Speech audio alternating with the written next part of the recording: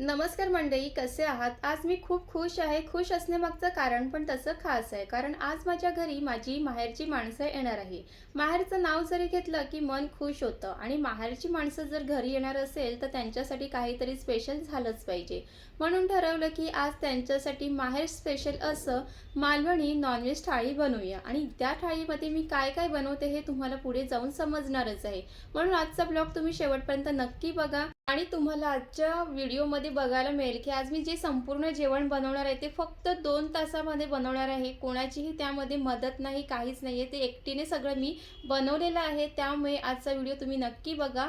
सर्वात आधी वाटण करून घेणार आहे, कारण वाटण तयार असेल तर बाकीचा स्वयंपाक हा झटपट बनून तयार होतो. इथे 2 कांदे घेतलेले आहे आणि त्यासोबतच खोबरं घेतलेलं आहे.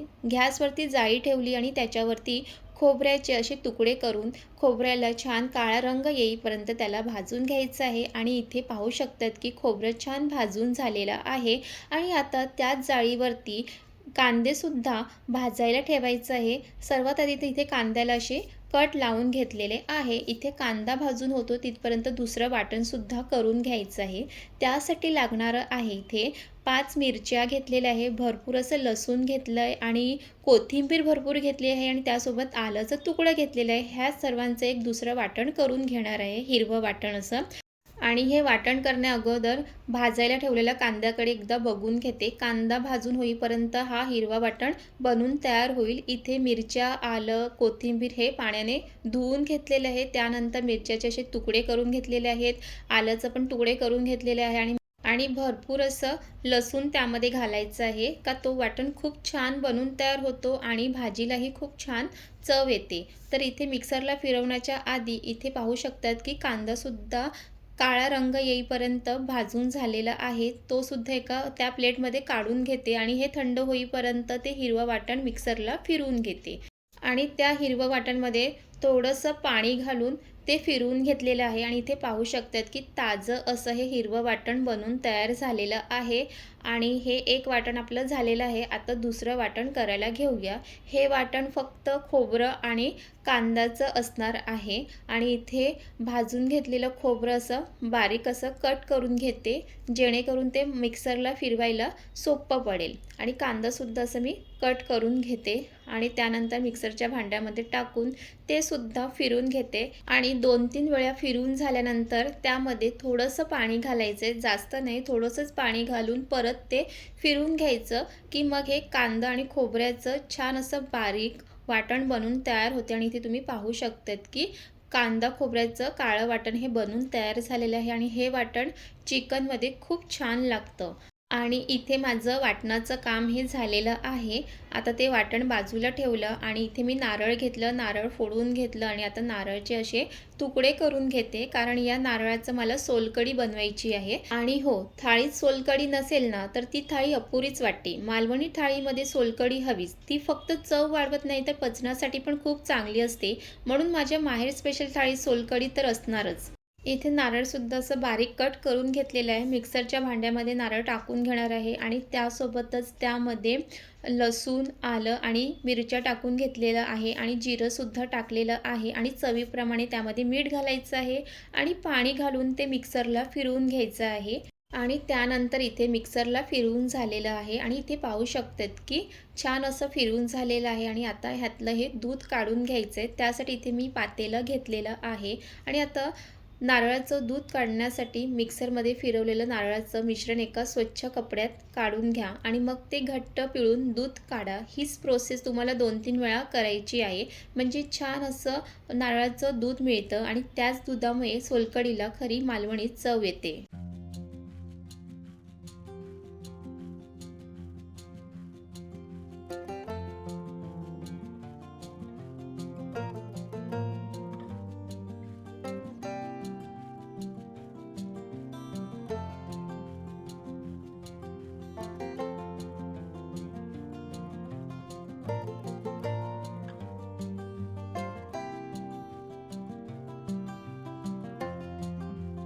एकदा नारळाचं दूध काढल्यानंतर उरलेला चोथा परत मिक्सरमध्ये टाका आणि पाणी त्यात टाका आणि पुन्हा दूध काढून घ्या. असं 2-3 वेळा केलं की परफेक्ट नारळाचं दूध मिळतं. त्यानंतर नारळाचं दूध काढून झाल्यानंतर इथे मी कोकम आगळ वापरणार आहे. त्यानंतर इथे मी कोकम आगळ नारळाच्या दुधामध्ये टाकून घेणार आहे आणि ते चमच्याच्या साहाय्याने मिक्स करून घ्यायचं आहे.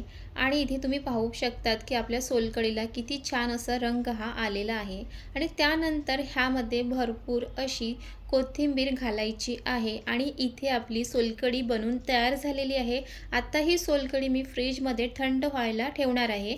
जेवण होईपर्यंत सोलकढी पण मस्त थंड होईल आणि मग ती पियायला अजून छान लागेल. आणि इथे वाटण आणि सोलकढी हे 2 कामं माझी झालेली आहे. त्यानंतर इथे मी चिकन प्लेटमध्ये काढून घेतलेलं आहे. आता हे चिकन स्वच्छ करून घ्यायचं आहे. 5-6 वेळा पाण्यामध्ये धुवून घ्यायचं आहे आणि ह्यातलं चिकन रस्सा बनवणार आहे. आणि इथे मी चिकनसुद्धा स्वच्छ करून घेतलेलं आहे. त्यानंतर लगेच चिकन रस्सा बनवायला घेते. गॅसवरती पातेलं ठेवलं, त्यानंतर त्यामध्ये तेल घातलं आणि त्यानंतर त्यामध्ये तेजपत्ता, दालचिनी आणि बाकीचे खडे मसाले टाकून घेतले आणि मग त्यामध्ये बारीक चिरून घेतलेला कांदा त्यामध्ये घातला. इथे 3 कांदे वापरलेले आहेत. कांदे पण छान परतून घ्यायचं आहे आणि कांदा परतून घेत असताना मध्ये-मध्ये मी टोमॅटो, बटाटा हे सुद्धा कट करून घेत होती. कारण जेव्हा घाईत असतो ना, की तेव्हा अशाच पद्धतीने जेवण करावं लागतं. आणि त्यानंतर इथे कांदा व्यवस्थित परतून झाल्यानंतर त्यामध्ये जो हिरवा वाटण करून घेतलेला आहे, तो ह्यामध्ये घालणार आहे. आणि चिकन रस्सामध्ये ना हिरवं वाटण करून घातलं ना, की अजून खूप छान चव येते. तर हिरवं वाटणसुद्धा व्यवस्थित मिक्स करून घ्यायचं आहे. आणि हिरवं वाटण परतून घेत असताना गॅस ना मंद आचेवरतीच ठेवायचा आहे, जेणेकरून तो जो हिरवा वाटण आहे तो पातेल्याला लागलं नाही पाहिजे. त्यानंतर ह्यामध्ये चवीप्रमाणे मीठ, हळद, काश्मीरी मसाला घातलेला आहे. त्यानंतर घरगुती मसाला घालायचा आहे. जितकं तुम्हाला रस्सा झणझणीत पाहिजे त्याप्रमाणे त्यामध्ये मसाला घालायचा आहे. आणि हिरवं वाटणमध्ये सुद्धा हिरव्या मिरच्या वापरलेल्या आहे, तर ते सुद्धा लक्षात ठेवायचं आहे. आणि त्यानंतर ह्यामध्ये चिकन मसाला घालून घेणार आहे. चिकन मसाला घातल्यानंतर ते सगळे मसाले छान असं तेलामध्ये परतून घ्यायचं आहे. आणि हे जेव्हा मसाले आणि हे वाटण जेव्हा परतून घेतो ना, तेव्हा खरंच खूप छान असा वास येतो. आणि इथे मसाला व्यवस्थित परतून झालेला आहे. त्यानंतर ह्यामध्ये स्वच्छ करून घेतलेलं चिकन आणि बटाटा ह्यामध्ये घालणार आहे. जर तुम्हाला ह्या चिकन रस्सामध्ये बटाटा घालायचा नसेल तर नाही घातलं तरी पण चालेल, पण बटाटा घातला का तो खाताना छान लागतो चिकनमधला बटाटा. त्यानंतर ह्यामध्ये मी टोमॅटोसुद्धा टाकलेला आहे. टोमॅटो मी इथे 3 टोमॅटो घातलेले आहेत आणि हे सर्व छान असं मिक्स करून घ्यायचं आहे. चिकनला आणि बटाट्याला सर्व मसाले व्यवस्थित लागले गेले पाहिजे. माहेरची लोक आले की स्वयंपाकात वेगळीच ऊर्जा येते. आज हा चिकन रस्सा बनवताना मला माझं लहानपणीचं माहेर आठवते. जेव्हा आईच्या माहेरातून कोणी येणार असायचं ना, तेव्हा आई पण अशीच प्रेमाने मनापासून स्वयंपाक करायची. घरात वेगळीच लगबग असायची. आज तेच सगळं मी करत आहे. वेळ बदलला. आज आधी ज्या ठिकाणी आई असायची, आज त्या ठिकाणी मी स्वतः उभी आहे. वेळ बदलला पण भावना दोघांच्याही सेम आहेत. स्वयंपाकातून आई तिच्या माहेराबद्दलचं प्रेम व्यक्त करायची आणि आज तेच प्रेम मी सुद्धा स्वयंपाकातून माझ्या माहेरबद्दलचं प्रेम मी ह्या जेवणातून व्यक्त करते. आणि इथे चिकनसुद्धा व्यवस्थित मिक्स करून झालेले आहे. त्यानंतर झाकण झाकून एक 5-7 मिनिटाची वाफ काढून घ्यायची आहे. आणि त्यानंतर इथे 5-7 मिनिटं झाल्यानंतर इथे पाहू शकतात की ह्यामध्ये पाणी घातलेलं नाही आहे, तरी पण त्यामध्ये थोडंसं पाणी दिसतं, कारण चिकनचंही पाणी त्यामध्ये उतरतं. आणि ते परत एकदा व्यवस्थित मिक्स करून घ्यायचं आहे. आणि चिकन रस्सा बनवताना एक महत्त्वाची टिप्स की कधीही चिकन रस्सा बनवत असाल ना, का सुरुवातीला पाणी टाकायचं नाही, तर ते असं वाफेवरच शिजवून घ्यायचं. त्यामुळे चिकनही पटकन शिजतं, बटाटाही लगेच शिजतं. आणि इथे व्यवस्थित मिक्स करून झाल्यानंतर गरम पाणी घालणार आहे. एकदाच जास्त पाणी घालायचं नाही आहे, थोडं थोडं पाणी टाकून ते शिजवून घ्यायचं आहे. आणि इथे एका साईडला चिकन शिजतं तिथपर्यंत इथे मी पापलेट फ्रायसुद्धा करून घेणार आहे. त्यासाठी इथे मी पापलेट स्वच्छ करून घेतलेलं आहे. त्यानंतर त्यामध्ये लिंबाचा रस घालून घ्यायचा आहे. इथे मी 2 लिंबाचा रस घालणार आहे, कारण मच्छी फ्राय करताना ते लिंबाचा रस टाकलं की ते छान लागतात खाताना. त्यानंतर ह्यामध्ये मी वाटण टाकणार आहे आणि ह्यामध्ये जो हिरवा वाटण करून घेतलेला आहे, लसूण, आलं, मिरची आणि कोथिंबीर, ते वाटण ह्यामध्ये टाकणार आहे. त्यानंतर त्यामध्ये हळद, चवीप्रमाणे मीठ, घरगुती मसाला, काश्मीरी मसाला हे सर्व त्यामध्ये टाकून घ्यायचं आहे. आणि त्यासोबतच मी ह्यामध्ये थोडंसं तेलसुद्धा घातलेलं आहे. तेल घातलं की सगळी मसाले ना छान पापलेटला लागले जातात. इथे तुम्ही पाहू शकतात. आणि ह्यामध्ये फिश फ्रायचा गरम मसालासुद्धा मी ह्यामध्ये टाकलेला आहे. गरम मसाला नसेल तो स्किप केला तरीही चालेल आणि इथे पापलेटला सर्व मसाले छान लागून झालेले आहे. एका साईडला तवासुद्धा ठेवला आहे गरम करायला आणि त्यानंतर त्यामध्ये तेल टाकून घ्यायचं आहे. तेल व्यवस्थित गरम करून घ्यायचं आहे. मच्छी फ्राय करताना जर गरम तेल व्यवस्थित असेल की ती मच्छी मग तव्याला लागत नाही. आणि इथे मी एक करून सगळे पापलेट तव्यावरती टाकून घेणार आहे. आणि आज मी पापलेट मॅरिनेटसाठी 15-20 मिनिटं ठेवलेलं नाही आहे. मसाले वगैरे लावून झाल्यानंतर लगेच मी ते फ्राय करण्यासाठी तव्यावरती ठेवत आहे. जर वेळ असेल तर आपण 15-20 मिनिटं मॅरिनेटसाठी ठेवतो, पण कधीतरी ठीक आहे. तशी ही पापलेटला खूप छान चव येणार आहे, कारण त्यामध्ये भरपूर असे मसाले, आंबटसाठी लिंबाचा रस हे सगळं टाकलेलं आहे. आणि इथे तव्यावरती सर्व टाकून झालेलं आहे. सर्व बाजूने तेल पसरून घेतलेलं आहे. 2 मिनिटं गॅस फास्ट ठेवायचा आहे. त्यानंतर इथे बारीक करून पापलेट दोन्ही बाजूने कुरकुरीत फ्राय करून घ्यायचे आहे. आणि इथे एका साईडला चिकन शिजतं आणि दुसरीकडे पापलेट फ्राय पण करायला ठेवलं आहे. आणि त्यानंतर इथे मी कलेजी टिठा प्लेटमध्ये काढून घेतलेले आहे. आणि हे सुद्धा स्वच्छ साफ करणं खूप गरजेचं आहे. ते सुद्धा साफ करून घेते आणि कलेजी वगैरे हे साफ करेपर्यंत इथे एका बाजूने पापलेटसुद्धा कुरकुरीत असे फ्राय करून झालेले आहे. ते दुसऱ्या बाजूने पलटून घेते. आणि खरं सांगू का, एकाच वेळी खूप काही बनवायचं असेल ना, तर प्रत्येक पदार्थ गॅसवर ठेवून मध्ये लक्ष देणं खूप गरजेचं असतं. आपण नेहमी म्हणतो की कठीण प्रसंगात स्वतःला हाताळता आलं पाहिजे. तसंच स्वयंपाकघरातसुद्धा एकापेक्षा जास्त पदार्थ बनवताना ते सुद्धा हाताळता आलं पाहिजे. त्यानंतर इथे पाहूया की चिकन रस्सामधलं जो बटाटा आहे तो सुद्धा छान शिजून झालेला आहे. त्यानंतर त्यामध्ये जो आपण काळं वाटण करून घेतलेलं आहे खोबरं आणि कांद्याचं, तो त्यामध्ये घालून घ्यायचा आहे आणि तो छान मिक्स करून घ्यायचं आहे. आणि ह्यामध्ये भाजून घेतलेलं कांदा आणि खोबऱ्याचं वाटण टाकल्यानंतर हा चिकन रस्सा चवीला खूप भारी बनून तयार होतो. तुम्ही सुद्धा असं चिकन रस्सा बनवतात का, हे नक्की मला कमेंट करून सांगा.